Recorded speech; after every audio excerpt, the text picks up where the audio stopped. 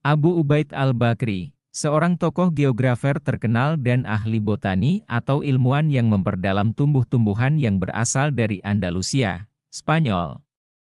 Ia yang hidup pada abad ke-10 Masehi. Ia menuliskan buku tentang letak-letak geografi kerajaan dan sejarah-sejarah sebuah negeri. Buku yang ditulis pada tahun 460 Hijriah atau 1058 Masehi. Kitab itu berjudul Al-Masalik wa Mamalik, atau kitab yang memuat mengenai perjalanan dan tentang keadaan berbagai kerajaan. Yang selanjutnya kitab Al-Masalik wa Mamalik, karya Abu Ubaid al-Bakri yang ditulis pada abad ke-10 Masehi. Kemudian, pada abad ke-18 Masehi diterjemahkan ke dalam bahasa Latin oleh seorang rektor sejarah berkebangsaan Prancis yang bernama Etienne Marc Quatremere. Al-Masalik wa Mamalik karya Abu Ubaid al-Bakri, yang sebagian memuat tentang informasi-informasi keadaan Jazairul al-Hind, atau wilayah-wilayah di Samudra Hindia. Pada sebagian bab kitab itu menceritakan tentang keadaan pulau yang oleh bangsa Arab kuno, yang dikenal dengan nama Pulau Kartail. Sebuah pulau misterius yang sangat jarang diketahui oleh para pelaut Arab. Di pulau misterius itu pada setiap siang dan malamnya, terdengar menggema bunyi-bunyian yang berasal dari bunyi alat musik dan gendang. Letak pulau itu berujung hingga di kegelapan laut, Pulau Wak-Wak. Keadaan air di pulau itu sangat berbau harum dan terasa manis bagi pelaut yang meminumnya. Di tengah-tengah pulau itu terdapat gunung-gunung yang menyala baik siang maupun malam. Dan selalu terdengar bunyi seumpama gemuruh yang berdentum keras yang berasal dari gunung-gunung. Dari cerita para pelaut-pelaut Arab yang pernah memasuki pulau itu, rupa tubuh penghuni pulau itu serupa orang-orang Zanji yang berkulit gelap. Mereka tidak memiliki rambut janggut dan memiliki rambut panjang yang mengurai. Masih dalam catatan kitab Al-Masalik wa Mamalik, atau buku tentang rute dan kerajaan yang ditulis Abu Ubaid al-Bakri, pada abad ke-10. Dari cerita para pelaut yang pernah datang mengunjungi pulau itu, di dalam pulaunya terdapat banyak pohon cengkih yang sangat berharga. Para penduduk pulau itu memperdagangkan cengkih kepada para pedagang asing yang datang. Para penduduk pulau itu berdagang dengan cara meletakkan timbunan cengkih di bibir pantai. Kemudian setelah kapal para pedagang asing datang, para pedagang asing itu meletakkan barang yang hendak ditukar di samping timbunan cengkih yang telah diletakkan para penduduk pulau. Di keesokan harinya, jika para penghuni pulau itu berkenan menukar cengkihnya dengan barang milik pedagang asing, barang milik para pedagang asing itu akan diambil. Dan jika tidak berkenan, barang tukaran milik para pedagang asing akan tetap dan tidak diambil. Begitulah sistem jual-beli di pulau misteri itu. Sebagian kisah menceritakan bahwa para pedagang asing itu sama sekali tidak pernah melihat wujud dari penduduk pulau misterius yang meletakkan timbunan cengkih itu di pantai. Sehingga para pedagang asing itu mengira bahwa yang memperdagangkan cengkih-cengkih itu adalah para bangsa jin. Pernah suatu ketika, ada pedagang yang berusaha mengetahui siapa yang memperdagangkan cengkih-cengkih itu, dan memaksakan mereka memasuki pulau misterius itu. Dampak dari masuknya para pedagang-pedagang asing ke dalam pulau misterius, mengakibatkan penduduk pulau itu tidak berkenan lagi menukar cengkih-cengkih mereka kepada para pedagang-pedagang asing. Setelah kejadian peristiwa itu, mereka menyadari bahwa perbuatan mereka perihal memasuki pulau misterius itu adalah perbuatan yang salah.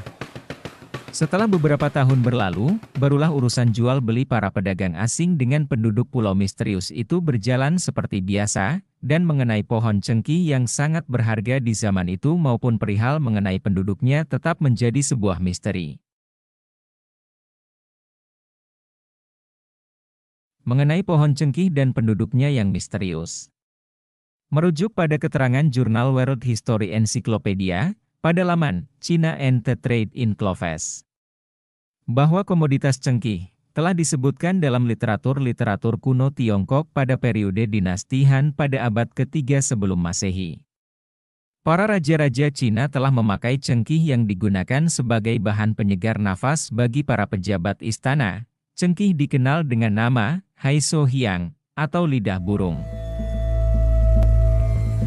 Lalu dalam Kitab Caraka Samhita, kitab tentang pengobatan Ayurveda atau pengobatan India kuno, yang ditulis pada abad pertama Masehi.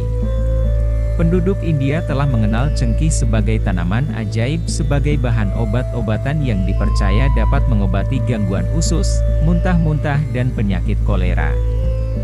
Juga digunakan bagi para vaidya atau para dokter untuk menyembuhkan dari bisa yang disebabkan gigitan binatang buas. Dan cengkih menjadi bahan yang mahal dan langka. Lalu dalam literatur bangsa Romawi kuno, yang ditulis oleh tokoh filsuf Romawi yang bernama Gaius Plinius Secundus, ia menulis buku Natural History yang ditulis pada abad 1 Masehi. Buku yang berisi tentang alam dan tumbuh-tumbuhan. Gaius Plinius menyebutkan bahwa penduduk Romawi telah mendatangkan tumbuhan ajaib yang dinamakan Caryophyllum yang diekspor dari negeri India. Disebutkan juga bahwa Raja Konstantin Agung penguasa Romawi telah memberikan hadiah yang sangat berharga berupa Caryophyllum atau cengkih dengan jumlah 150 pons yang diletakkan dalam wadah-wadah yang terbuat dari emas dan perak, yang disertai pemberian hadiah dupa dan rempah-rempah yang dihadiahkan kepada Uskup Agung Santo Sylvester yang digunakan untuk keperluan peribadatan dan obat-obatan.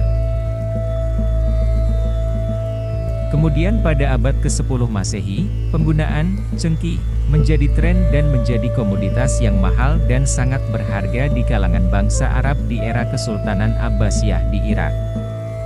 Dalam catatan kitab Al-Qanun fi At-Tibb atau buku tentang risalah kedokteran yang ditulis Ibnu Sina, Ibnu Sina menjelaskan bahwa cengkih adalah bahan utama untuk pengobatan segala macam penyakit selain buah kuince dan biji pala. Kepopuleran cengkih di kalangan bangsa-bangsa dunia yang termasyhur sejak masa silam. Dikarenakan cengkih menjadi bahan utama penting dan langka yang digunakan sebagai bahan obat dan pelengkap bumbu hidangan. Menjadikan bangsa-bangsa dunia berlomba-lomba untuk mendapatkan cengkih di pasar-pasar jalur sutera yang mereka peroleh dari para pedagang Cina dan India. Cengkih menjadi komoditas mahal yang bersaing dengan komoditas emas dan sutera. Tinggi dan mahalnya cengkih pada masa silam dikarenakan tumbuhan ajaib itu tidak mudah tumbuh di belahan bumi negeri-negeri lain. Juga karena jalur suplai yang jauh dan memerlukan keberanian untuk mendapatkannya. Juga sumber tanah penghasil cengkih telah dirahasiakan keberadaannya sejak masa silam dan hanya diketahui oleh para pedagang-pedagang asing yang telah menempuh pelayaran ke tengah laut dengan lintasan yang sangat berbahaya.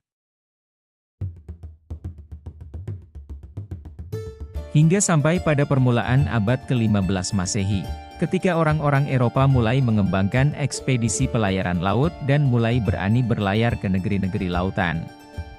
Orang-orang Eropa berlomba-lomba mencari rute baru, untuk menemukan tanah-tanah sumber penghasil rempah terutama komoditas cengkih, lada dan pala.